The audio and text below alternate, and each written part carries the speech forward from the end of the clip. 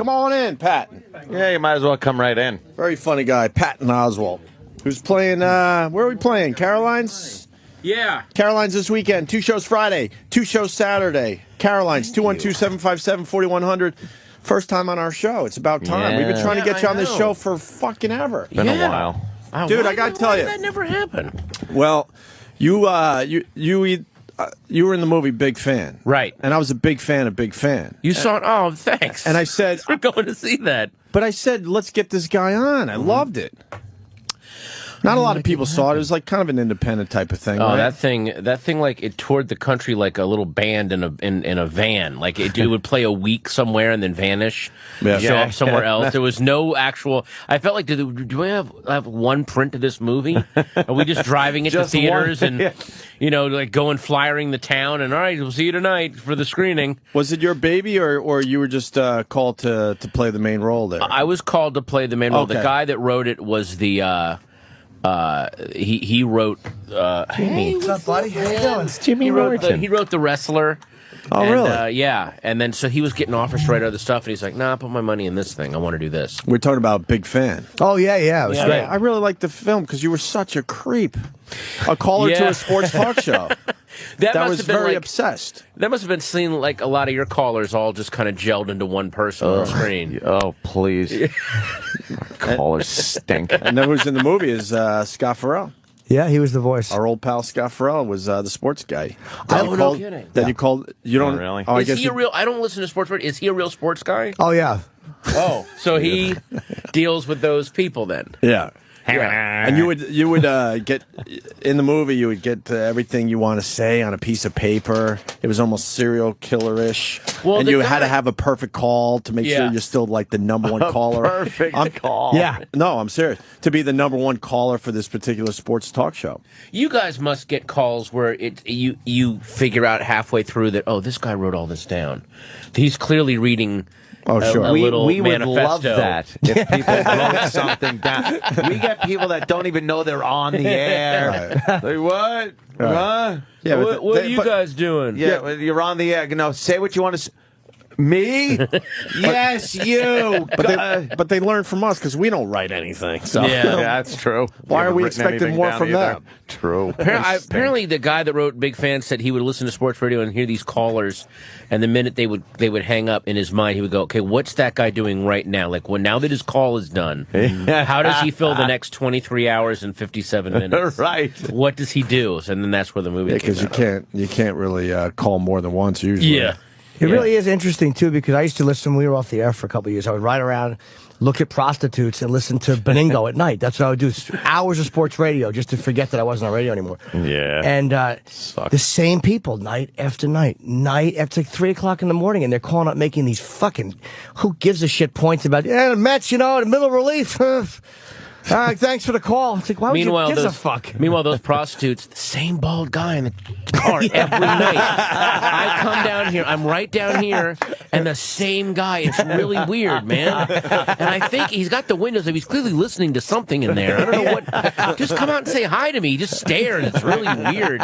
What a creep. I should write a movie about that guy. Jimmy's best story. That's a great point. You got to tell Patton. We've told it on the air a few times, but your best prostitution story is when they took your glasses. Wasn't they? I was looking at trannies. Right. You got to tell Patton. No, she.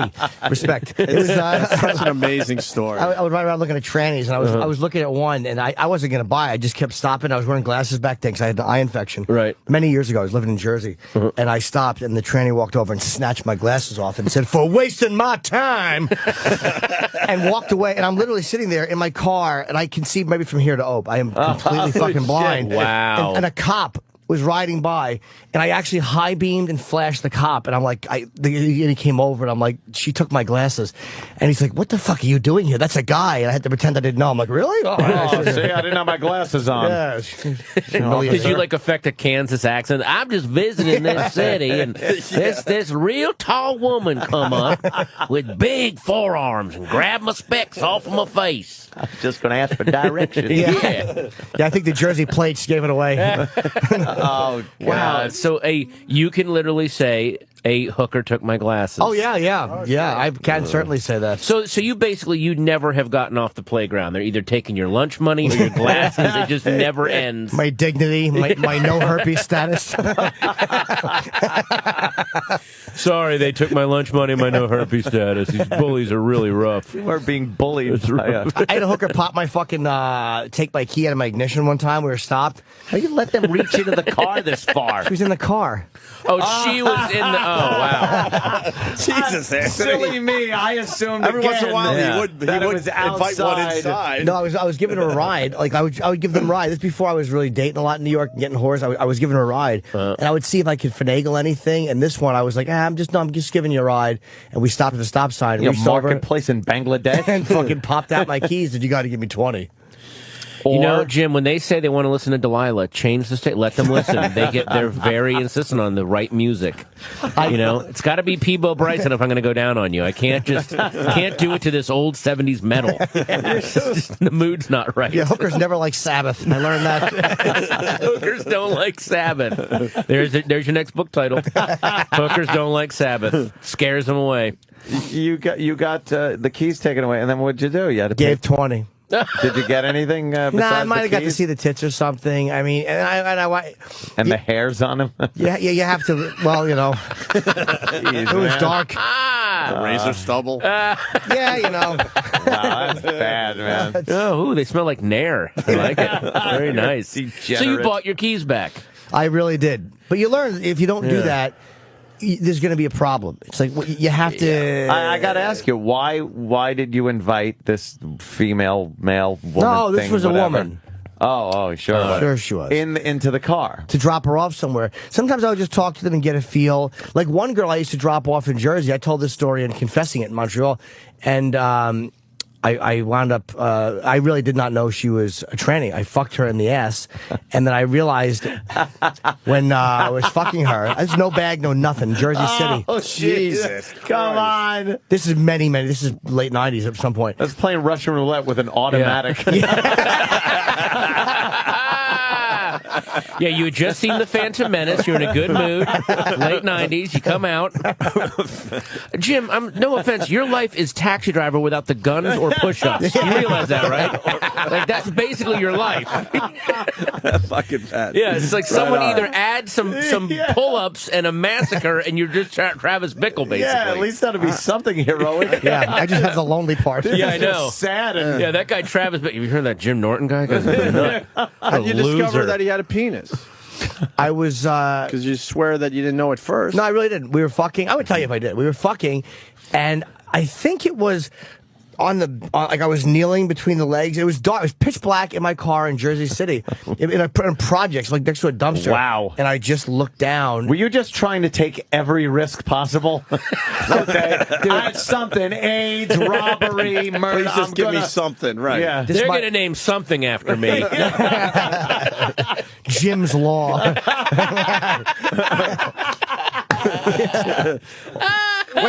Wait, stack him up. Hey, what happened to that guy? He suddenly lost a lot of weight. He got Norton. It's really weird. He went Norton, man. You know what happens? These guys, they get. Oh, it's really weird. Terrible. Can you pile them all up again? It was Jersey City. That was Jersey No City. bag. Projects, No bag. pitch black. Projects. Pitch dark. Tranny. Yeah, I lived in North Brunswick at the time. Jesus. My parents and I was driving, Holy and I forget shit. how it happened. I think she just flagged me down and asked for a ride, like a legit ride. She's like, "I'm going back to Jersey and saw my Jersey place." I wouldn't. Little pick help. up- Little help here. Need a ride. Who's got a ride for an old showgirl? Fucking sentence. Wow.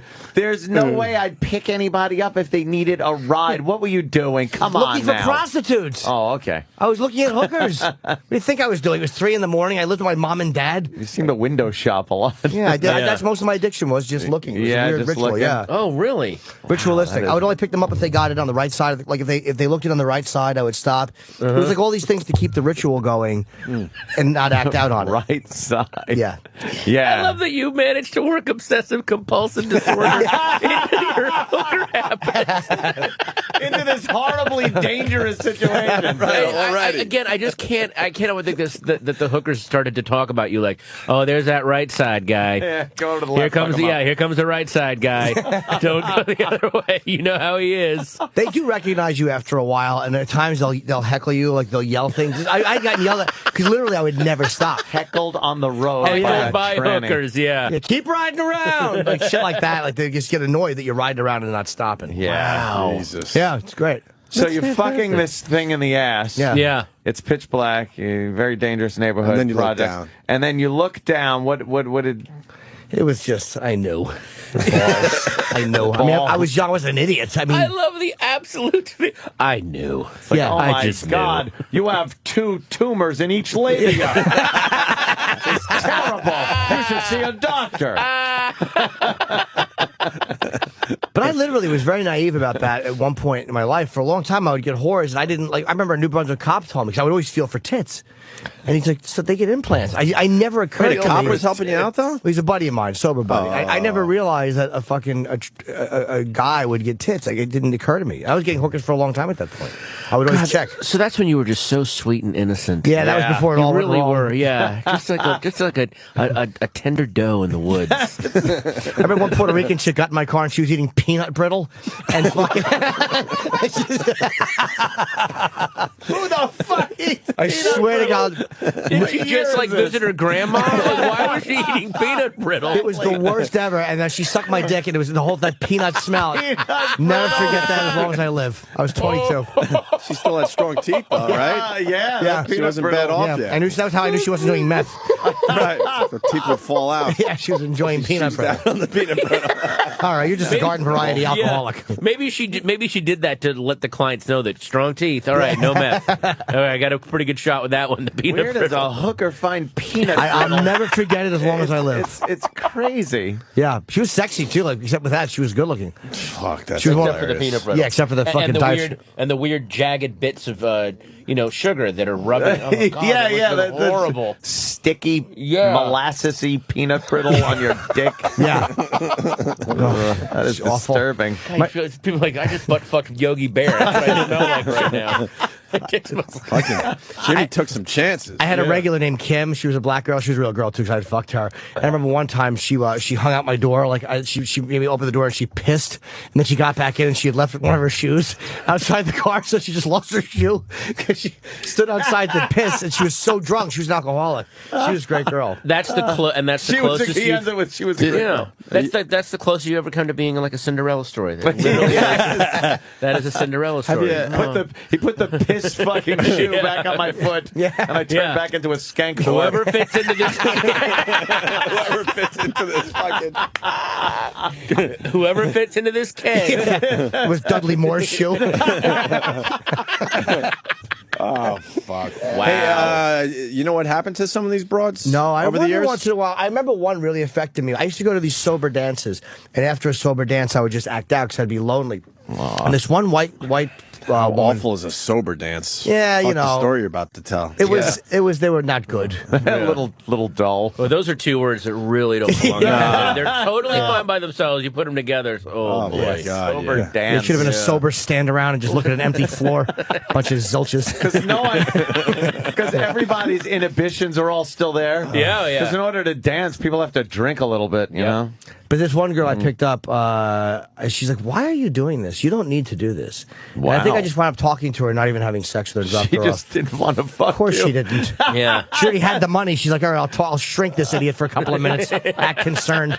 But you said you were affected by her. Meaning, like, I was like, "Wow, maybe she's right." Oh, okay. Yeah. And someone wants to know if you kept fucking the guy after you found out. Well, when I discovered that the lady was not quite the lady I thought, it's like, what am I gonna do? Talk to her manager? Yeah. I fucking dump At my that load. point, what are you gonna do? Yeah, demand the boss. Yeah. Wow.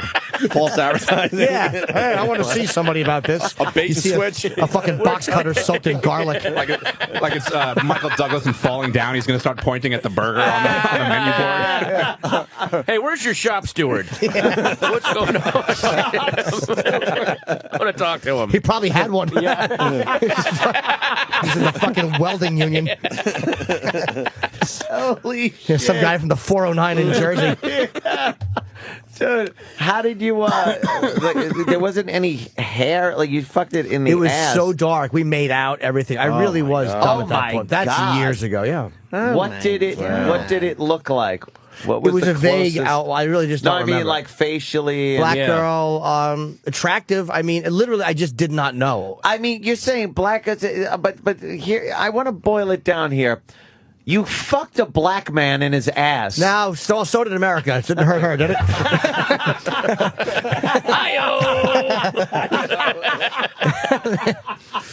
But like he was really clearly like close shaved, clean shaven, no stubble. Nothing No, like that. no. I really didn't know. I would tell you this many years later that if I knew. Yeah. I really didn't know until I saw that, and I was already know. in mid-fuck. It's easy, but a lot of times people get Amazing. fooled, man. I was a little more naive back then. And that hooker turned out to be Danny Glover. Let's bring him in. A little surprise for you, Jim. A little reunion. Norton, I was researching a role. You're a Caroline's. We got to plug Patton's Caroline's. Absolutely. I don't. You probably don't even need to be plugged, but when are you there? 2 shows Friday, 2 shows Saturday. Oh, you're just doing the weekend? Yeah, 212-757-4100. Yeah, I'm sure Patton will sell it out. And your book, dude, we got And your this. book. We didn't talk about it because we literally got it this morning. Like they didn't give us any advance copy. For God's sakes. Sorry, that's okay. Are you promoting the book? Has it been out for a while? It came out Tuesday. Oh, you're brand new. Okay. Yeah. And And what is- I got to tell you, your first book, the Tales of a Happy Endings? breasted zilch, that was actually that kind of hung heavy over this book because I remember when I read it, it was like, oh, this fucker wrote a book. It wasn't. You didn't transcribe your fucking act. You didn't fill it with like lists of things. It was actual. You actually wrote a book. Yeah. So I had to go. Oh shit! I actually want to write a book. Yeah, yeah, I that- don't want to do my act. I don't want to run stuff that I've run on the internet. There's only one thing that I did on my blog years ago. It's a little 2-page thing. The publisher's like, we really like it. Just put it in there. It's 2 pages.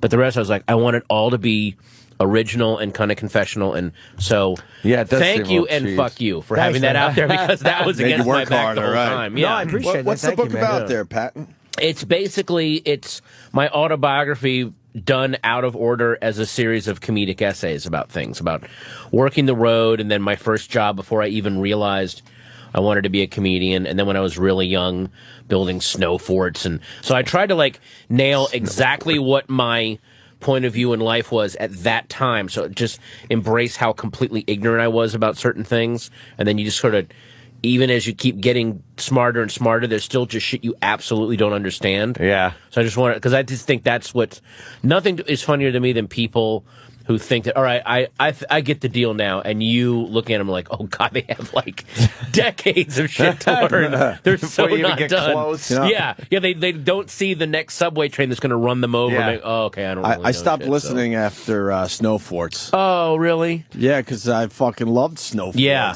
yeah. That was. I just remember that was a You big brought deal. me back, man. Yeah, that was a big deal about growing up. So I did this whole thing of.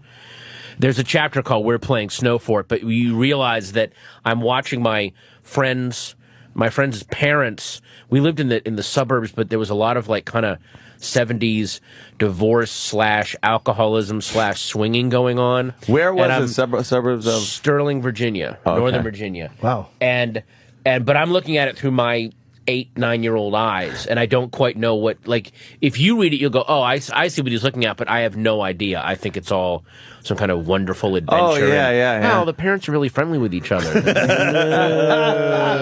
So, When did you realize it was swinging? Like, were your parents involved in it? no, that's the thing that I actually appreciate about my parents. My parents were so square and boring and kind of just, let's go to soccer practice and bedtime at 9. And my friends' parents would let them smoke weed and go to concerts and stay out late. So I craved getting out and variety and having kind of a weird artistic life. And my friends, even though their parents were fun, their parents were also kind of scary because they would just, I couldn't pay the mortgage this month, but hey, those belly dancing lessons were fun, weren't they, that we took for no reason? So they grew up all wanting to be totally like married and kids and everything is completely reliable. So they're still nice people, but they're not, they never got out and kind of wandered because they craved normalcy.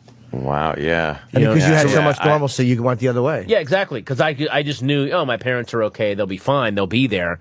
My other friends are like, I don't know what the hell my parents are doing. They're, my dad's moving out. There was all this weirdness. So they have become. That was my growing up, though. I was the one with the crazy family. Oh, Yeah. really? Sure, Yeah, but then he also became a crazy alcoholic, so there goes that. Oh, yeah. Yeah, exactly. So, boom. Yeah, I just blew my theory. I went right into right. Yeah, I took up where it left off. Oh, really? I am the sequel. Yeah, exactly. I'll take the baton from here. Oh, I got it, guys. You sit down. Watch this. Rotted liver part 2. Sorry, I don't mean that. Yeah. No, but please.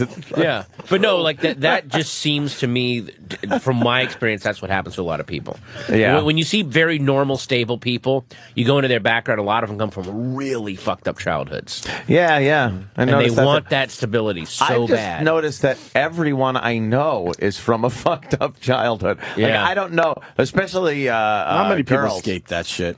Any girl that has come through my life at any point in my life have all been batshit crazy. Yeah. Just batshit crazy. And then I've been told that, well, that's the pond you're looking in. Yeah. I'm like, but that's the pond Yeah. where the fish fuck really well. Exactly. Who wants healthy fish in the pond? Oh, I know. Yeah. Hatred of a father builds a strong pelvis. It really does. There is some kind of those muscles in there. Boom, man. It's like I'm gonna powder this memory with my pussy lips. Oh, fuck, man. Hey, by the way, Ratatouille is still on DVD. Great movie for the kids. Yes, for check the that kids. out. That's right. You Holy had a shit, voice you in were that in one, huh? Yeah, I always love to throw that in after I've said the worst The possible worst, thing most I can. heinous thing. Yeah.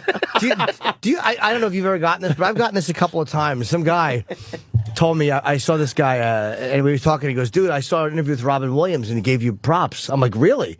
So, look, I'm human. So I went home and I watched Robin Williams on Charlie Rhodes, and it was Charlie Rose. Yeah. And fucking, like 10 minutes into it, he's like, oh, yeah, and then there's comedians like Patton Oswalt, and like, he was really speaking very highly of him. Yeah. And I'm like, if that piece of shit guy mistook me, and I watched 45 more minutes, not one Norton mention. I've been confused for you a couple of times. I've had people say, Really? Pat, yeah. I honestly, it's like just people that don't know comedy that well. We don't look that similar, but I've had a couple of guys. That guy and another guy And the guy recently. you fucked in the ass. Yeah, that tranny. Thanks, Spence. Well, Hey, by the way, my name's Patton Oswalt. yes. She thought I was Pat. She's like, I'm the king and I'm a queen. Can't waste. But yeah, I had a couple times where I was confused with Patton. Have you ever got that? God, or no? that's depressing. Especially the Robin Williams. I went home and watched the whole interview. Wow. I'd love to tell you I didn't care, but What a great way to fuck with Jimmy also. Yeah, exactly. Just a big comedian say he was mentioned on a show, so Jimmy's got to sit there and obsessively I was watch on it. fucking YouTube looking for Charlie. What was it? Well, it couldn't have been a 2005 interview. It had to be the recent one. Like, what a needy asshole. I get it's not that I get mistaken for anyone in particular. I just get in like when you're on something and someone goes, "Yeah, I saw you on that show, King of Raymond," and you realize that a lot of people watch TV. It's just a blur in the background, and they don't quite know how they know you. They know they've seen you do something. Like, I don't know because you show up on a lot of stuff, and so you must get. Especially this last year with Bored to Death and Louis, which are very kind of their shows kind of live in parallel universes. Did people ever get that messed up with you? Like, yeah, they know you from somewhere. I love this one too. I'm a big fan. Your name, like they I'm just, a big fan. I've had that many times. Yeah. Yeah, they don't know your name. They just know that they've seen you on TV, and I never know what to say. If it's a hot chick, you tell her like, "Oh, yeah, I'm a comedian." Yeah. But when guys are like, "Where do I know you from?" I'm like, "Well, I come here often. I really do. I'm here a lot." And they're like, "Oh, all right." I never want to give them I'm on TV. Gives a fuck. Yeah, I know exactly. Some guy in an elevator. Then if you go, "Yeah, I'm on TV." Okay, so what? Name some stuff. You're like, I don't. What is this now? It Come turns into on, a man. quiz show for me. Get the fuck just out of here. Go to my IMDb. I met Mike Starr. You know Mike Starr? Oh yeah. We did an episode of Ed together many years ago, and like 2001, and I recognized him. And I'm like, I know you. I'm like, he's like, oh, okay. I'm like, what were you in? He goes, what, you want my resume? And I was like, I was so embarrassed. But it was an awkward question. He is one of those guys. He is in so much stuff. Yeah. That it is hard. I saw him in a Starbucks in LA, and I had just rewatched Ed Wood, so I was lucky to go, oh, you're seeing an Ed Wood. He plays the exploitation filmmaker that hires I remember. Johnny. Hires him to do Glenn or Glenda, and he's so hilarious. He's like, they go, do you have a script yet? No, we got a poster, and it's a sex change thing. Those Okies out in the Midwest, they love that sex stuff. They get all, like, he's so hilarious. We already sold the Midwest. Yeah, we sold the whole Midwest. I got to get this movie made. Like, all he has is a poster for this shitty movie. Poster. Yeah. So it's just awesome. Yeah, Mike Starr is one of he's like JT Walsh had that kind of face where you know him and you see him in everything. Yeah. Most people didn't know the guy's name. He turns up in so much stuff. Mike Starr, wasn't he in Goodfellas? He was in Goodfellas. He was the guy, you're looking at him. Yeah. I'm the guy. I'm the commandant. I'm the midnight date man. Yeah. I've seen him in scenes with Nicholson, obviously with De Niro and Leone. It's like he's done scenes with fucking everybody. That's right. He was in he's in Mad Dog and Glory, and him and David Caruso have a fight up in an apartment, and it's so funny because they're beating the shit out of each other, but they're also going, watch the glass, you asshole! Like, don't break this. It's this very realistic fist fight, the way that two guys would actually fight each other. Like, I can't. Fuck, it's such a good scene. God damn it! Yeah. Watch it. I just remember as they're I mean, they're really pummeling each other, but they're also like, there's glass there. Don't back me up against that. God damn it! Like it's when you fight with rules, guys are fighting with rules. That whole not the hair. God damn it! I hate to have to ask you, what's the title there? Zombie Spaceship Wasteland. That's my idea about how when you're starting off as trying to do something creative, especially if you were a geek like me, you have no fucking idea how the world works because you're just this young suburban smacked ass. So anything you start writing or making as a movie, you either have to do it, set it in a zombie world, out in space, or in a wasteland because you don't know how you got to wipe the world out first. Right, you can't. There's been because I don't know how to pay a utility bill or how the court system works yet. So or even how like fuck is that brilliant? So there's so many and if you notice a lot of people's first stuff, it's either they do some space opera or they do this zombie thing. Zombie is great. You're like, well, yeah, there's zombies, so there's no laws. So you got to get a gun and a can of food. You don't have to know how shit works. That's your first thing that you do. You don't have to be able to You don't have to be able to interpret life and write about it or put it to film. Yeah. You just make it up because everything's gone.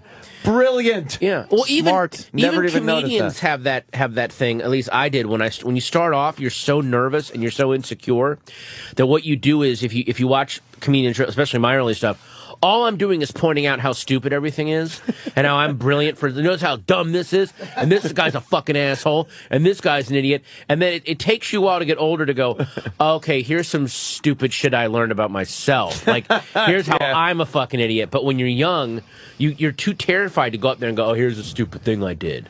At least I was. You're afraid they won't relate to it. You figure they relate to... I found my first bit of press was my friend's brother wrote for a local paper, and it's a real cheese dick picture of me.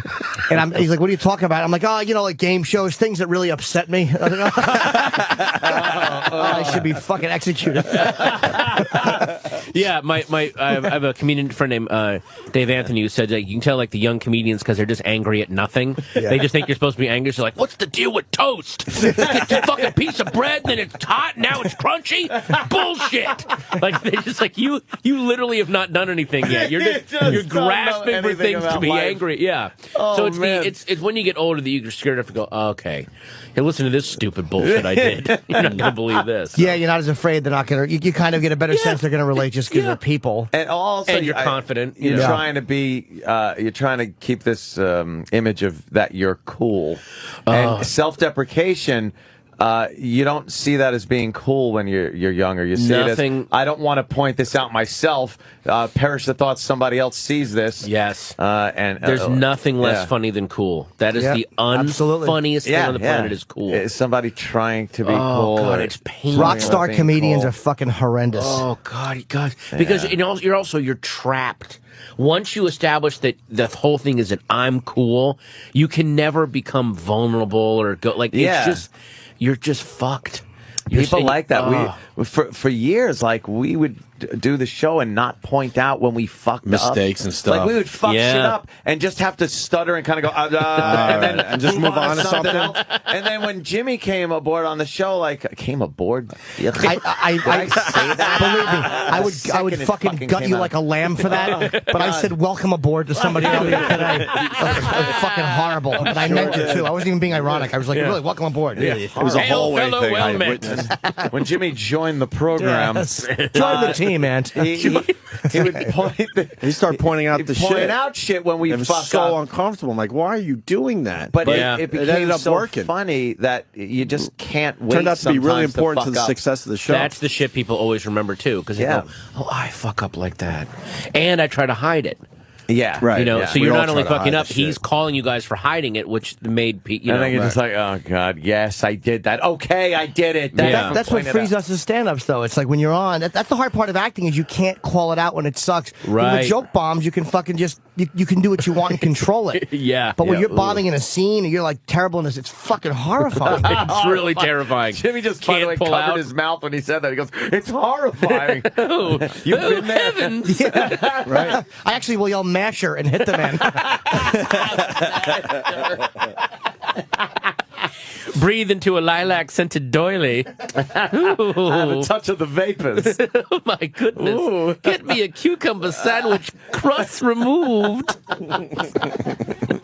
Where are you going, Jimmy? Like, what? He's got an LA trip. But why are you going to Arizona? I'm shooting something for the Tonight Show for this college thing, this college whatever College the big thing. game, BSU. It's the BCS championship. I don't know what that is. Is it like a bowl game, or those are... Yeah, it's one of those That big is- college bowl It's games. the game every year. So I'm shooting that Friday and Saturday, and then I go out Sunday, and then I just. What are you doing? Like the parking lot? Like the, I guess whatever because the game is Monday, so I think I just go on stage and pitch it Tailgating to, and shit? to Jay on Monday. Like I just throw it to him on Monday night. We're doing it Monday night. Where in Arizona will you be? I don't know. I land in Phoenix, but it's like 20 minutes from Phoenix, Glendale, I think. I could be wrong. Up like places like Arizona, you could land at the airport and then it's 5 hours to go where you want to go. Arizona, it's a very beautiful state, but it's like you're living on a moon colony. Yeah. You know, like it's very modern and nice, but everything is so sunbaked. You're like, oh, did they terraform the moon? What the fuck am I doing here? So fucking true. We manufacture those. But Yeah, and there's so many like preserved old people out there. I know that Florida gets around for that's where the old people go. I think they go to Arizona. Arizona, yeah. That there's no moisture, so they just become like these living mummies. They just don't die out there, man. And they do hear about how that dry heat helps whatever ailment they have. Yeah. Arthritis or their lung ailments or anything. It's Yeah, they got that Doc Holliday TB, so they gotta go preserve their lung tissue or something. Go out to Arizona, Lunger. Yeah, Lunger. Hey, Lunger. People are healthy out there. Though they look like the women out there are beautiful. There's Oh, I something about know. that. Oh, they are Up some until they're gorgeous 23 and then look like fucking an old saddle. 10 years after I need them.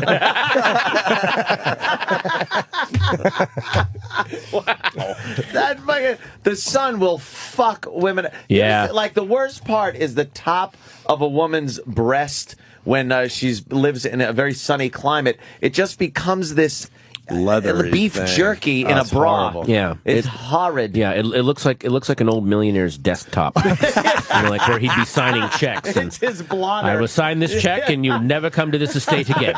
Goodbye. I said good day, sir. Good day. And also, like the thing about like the Arizona, the one thing I like is, and you'll notice this when you're there. Well, no, it won't be that hot when you're there, but in the summertime, from like 11 a.m. till about 2:30, the city just shuts down. Everyone just goes inside. It's just too and hot. they either take a nap or they just do their shit inside, and everything kind of calms down. I like that. What do you think it is this time of year? Like 65, 70? It's gorgeous. It's gorgeous right now. You're gonna be really happy. Yeah, I'm bringing a small coat. Nothing heavy. There are Yeah. certain times of the year, and I'm always amazed that people actually live there. And even here in the Northeast, because we get some snow and some really brutally cold weather, and Buffalo like that, where if a probe was sent down Yeah. and it landed in the right place at the right season, people would, or whatever beings would be like, there's no fucking way there's life there. It's a wasteland. It's a wasteland Yeah. of because you think the whole planet is covered in ice. Yeah. It's 30 below zero. let's write this one off. Yeah. Or it's 120 degrees. Yeah, it's a Nothing to live hellhole. here. Who's that? There's a comedian, Larry Ambrose, who said, I come from Buffalo, New York. They have 2 seasons, winter and July 8th. That's good. I love that line. And I've been in Buffalo. That is exactly what it's like. I lived there for 3 years. The Oh, winters wait a minute. You lived in the Buffalo. winters go on for fucking ever. And Yeah. it snows every day until that fucking lake freezes. And, 'Cause that and lake affects everything is snow. frozen in ice, right? It's just Everything. frozen solid. I went through long johns because I would just wear them every fucking day to try to stay warm. Yeah. Do you But you have to- learned how to just adapt, and people know how to drive on ice and snow there. Yeah. It doesn't bother them at all. Is that where you at night you have to plug your car in or like plug the to keep it Oh from yeah, there's like a freezing? blanket you put over your engine Something, and plug it yeah. in so you're oiled and Sure, yeah. freeze. Yeah, you can't And really- I'm diesel not engines, kidding. They wow. really do that. You can't really have an older car in Buffalo in the winter. No. Yeah. You're not going to get that thing started in the morning. But every morning you had to fucking brush off your car from the snow that came. And use that little de-icing spray for the lock Everything. sometimes. You had all that shit. You know, that's one thing. One thing about being, kind of successful in a way, growing up a little bit and having some disposable income. I don't have to hear anymore. Yeah. And that used to be a daily occurrence where you like pump the pedal twice on my old Chevy Nova or some shit. Oh, and yeah. try to get that thing turned over. The days of an old fucking car. And then that distressing when it Thank finally God. just gets down to the grr, grr, click, Yeah. What about the click. Got cables. And also all those years of going in and negotiating with mechanics at some kind of sketchy garage. And look, how can we just keep this thing running? I'm telling you, when I was living in San Francisco, I had to just keep this old Jetta just moving so I could keep working. And I had this really nice mechanic, but it was always like, okay, I have this much money. What can you fix that'll keep it going? I know this thing isn't working, and it was just, I always had a car in which I knew 3 or 4 things were just broken on, but he's like, you can still drive this without these things As working. long as it keeps moving, yeah. You step on the can't, no gas, more like- air, no more heat, but you can have these things, And now I just take my car to the dealer and go, make it run, fix. and I'll be back. Like I think it's still under warranty, Yeah. sir. yeah. I don't even. That's the one luxury that I do is I just make the thing go, and then I just come back. Having money rules. There is a certain rules. thing, and if you come from shit and that kind of suburban, Like we all fucking- did. I mean, loading up. How many times I load my friends up in my horrid car, looking for girls and just thinking there's going to be 6 girls for every degenerate I'm hauling around with me. Yeah. and like coming from that and being able to afford things is nice. I must admit. Oh, it's great. There's nothing wrong with money. There's nice. absolutely nothing wrong with I money. fucking love it, man. It doesn't buy happiness, but it sure can eliminate some sadness. Yeah. You can wipe some of that out. Yeah, money can't buy you happiness. Great. How much sadness can it make go away? Yeah, that's all I need. Or how much sadness can it keep me from? Yeah, How high can I build the wall between me and the sadness? sadness barrier? Yeah. I'm building it with cash. Yeah, where's that sadness? Where's that sadness deflecting barbed wire that money can buy? Because that's pretty good. Shit. True, man. When did you start? You're doing very well. I started probably maybe around 2001. I started doing okay, and then as years went on, I started. But I was about 11, 12 years in before I started doing decent. Not till the early aughts that I feel like I had actually some security because I'd incurred so many debts. Well. You incur so much debt getting there, and Yeah. all the years that people just carried you. I was very determined to pay back debts, pay off credit cards, and so there were times like I was on TV for years and still lived in a very crappy apartment and drove a very old car and people would see you and go, you're on TV, you're rich. It's like, you don't really understand how it works. really Like works, it actually takes you a while after being, I've had friends that are writers that they publish 5 books and they're still working day jobs. There's just no money in it for a long time. I had the same disillusionment with our own Greg Opie Hughes here because he had his own show on WBAB out on Long Island. Well, when I met Ann, I was already 10 years in. 10 years in the business. 10 He was- fucking years in. He was doing 7 to midnight at BAB, and I used to come on every so often and, be a little guest, have some fun, shit like that. And I was under the impression that because he was on the radio, he was rich. Yeah. And he then has to be. He's on the radio. So we got to know each other a little more, and he goes, "Hey, you want to come over? Watch a fucking movie, hang out at the house, drink whatever a few it beers." was, right? I'm like, cool, sounds good. So he's driving, and I'm like following my piece of shit work van. I was putting in air conditioning and heating duct work, and I'm following him, and we're going into Northport, which is a nice neighborhood in Long So Island. you're thinking maybe a beach house And I'm on the thinking water? beach house on the water. Sure.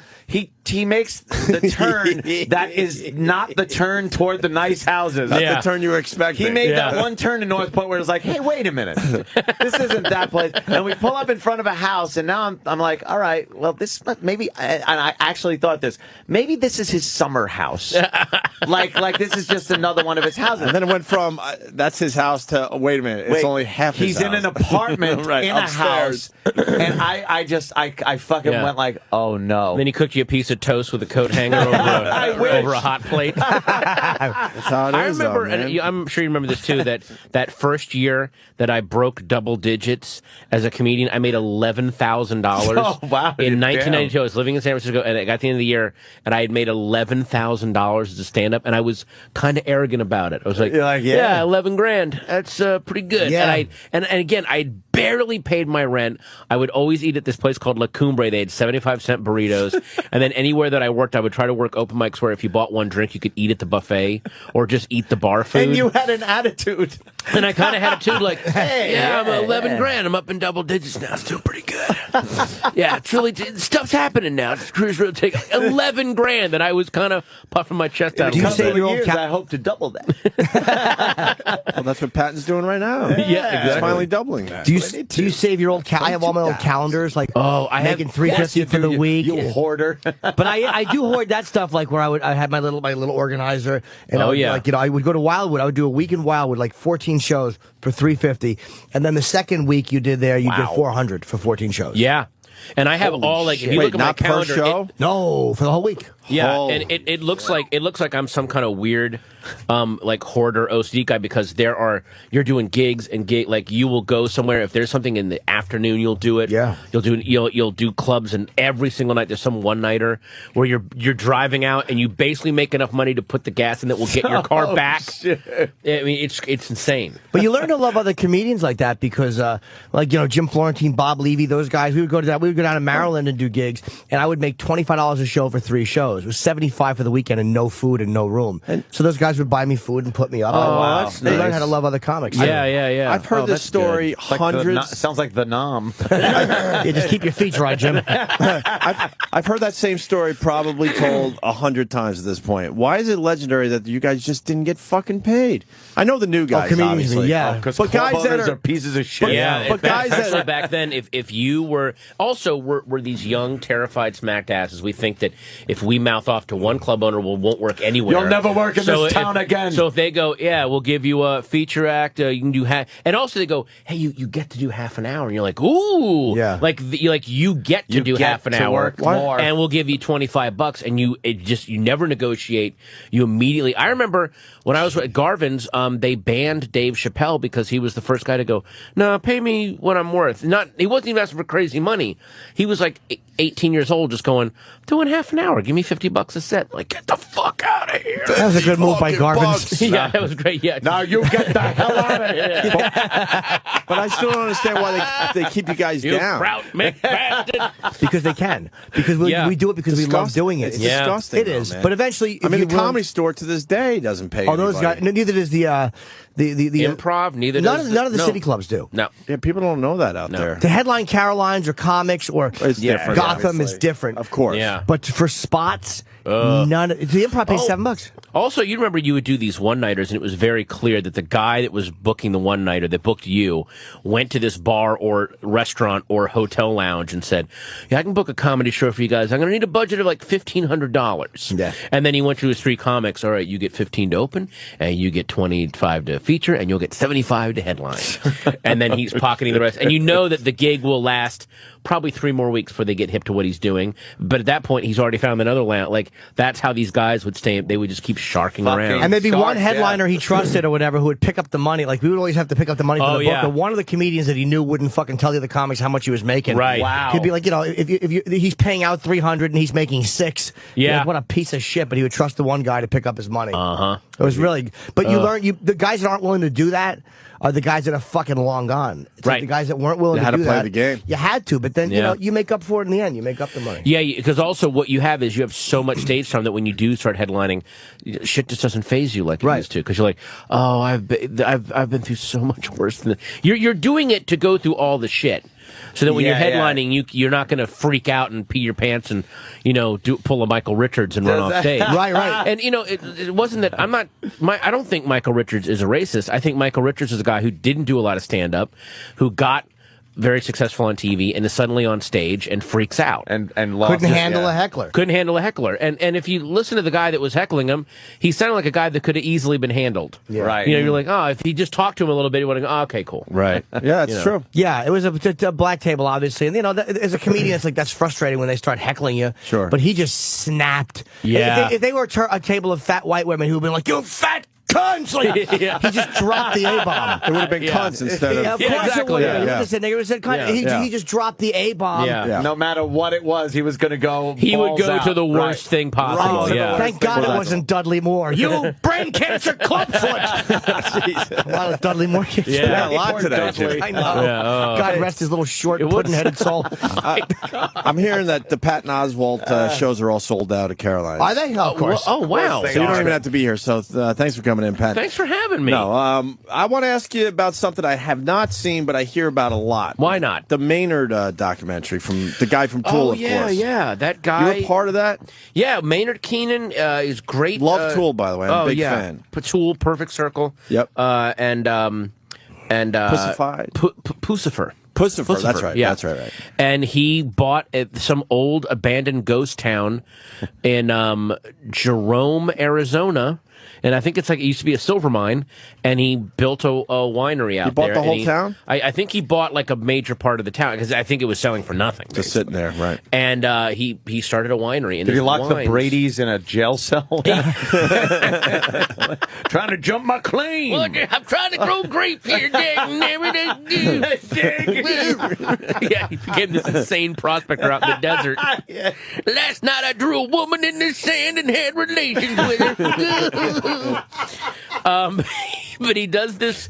He does a. It's called and they're called Merkin Vineyards, which I don't know knows what a Merkin is. Yeah, that's hot. And he does use amazing wines, and they're really fucking tasty wines. He's always been really into wines. Yeah. And what were you? Was it a documentary on the whole thing? Did a documentary about the thing, and he had like some of his friends come in and taste some of the stuff, and I came in and just gave him shit about the stuff. I visited the winery too. It's really cool. Yeah. He's this bald ex-Marine rock star out there, just with these barrels and just here, taste this, and he's out there growing grapes in the desert. I didn't know he was an ex-Marine.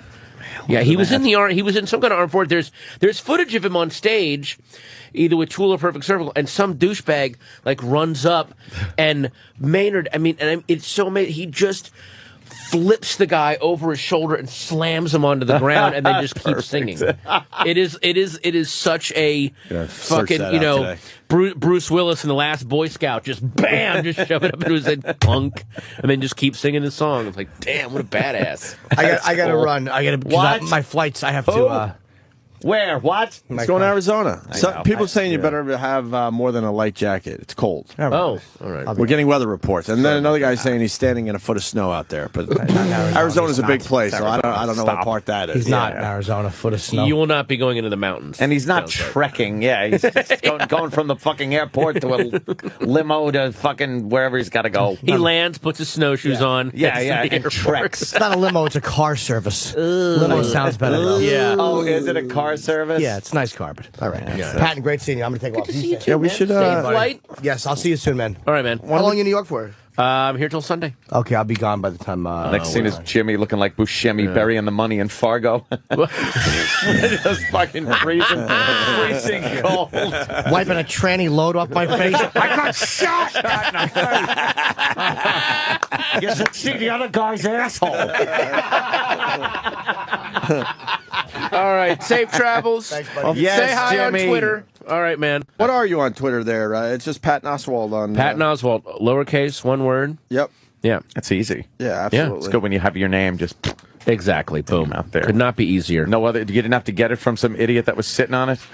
No, thank love goodness. that. Oh God, did I? Was anyone sitting on your stuff, Jim, when you joined Twitter? Or A fan was, but he just gave it to me. He was this Oh, cool that's guy. I nice. think Mostep is his name, and he actually had held it for me. It was Mostep. I know yeah, Mostep yeah, yeah. on He was Twitter. very cool. So Oh, I just, nice. I Good just, for you, I just, Mostep. I threatened Doing the legal right action, thing. and he just And he he folded was like cool. He a got it for me fucking. on purpose. Scumbag. oh, it's nice. All right, so the book is Zombie Spaceship Wasteland. You know what? I'm going to read this fucking Yes, thing. I just decided on the spot I got to read this book. Especially read the chapter, The Victory Tour, about the worst 11 days on the road, and have Jim read that too. I want to know what he thinks about that. Absolutely. I'd be very curious to know. And you got to come back and see us. Definitely. Next time I'm in New York. You had fun, right? I'm glad that I finally We've got been to do trying this to do show. this forever. And to your credit, people on Twitter will go, "Why? When are you doing Opie and Anthony?" with you? And I would go, "When they ask me." Like I'm always in New York, so I'm. Wanted you for so long, man. Yeah. Well, now we got the It's connection. like a Three's Company episode. There was like all this miscommunication. We just never did it. It's like, yeah, why don't you do O&A? And then you do the show. You suck. Yeah, thanks. Great. Fucking assholes. I thought you were Patrice O'Neill, not Patton Oswalt. You stink. Aren't you? Wait a minute. Fuck, that's good. Yeah. All right, guys. Yes, absolutely. Thank you. Thank you so Thank much. you. I'm off. You killed Yes. today, man. Thanks, it was man. That was terrific radio.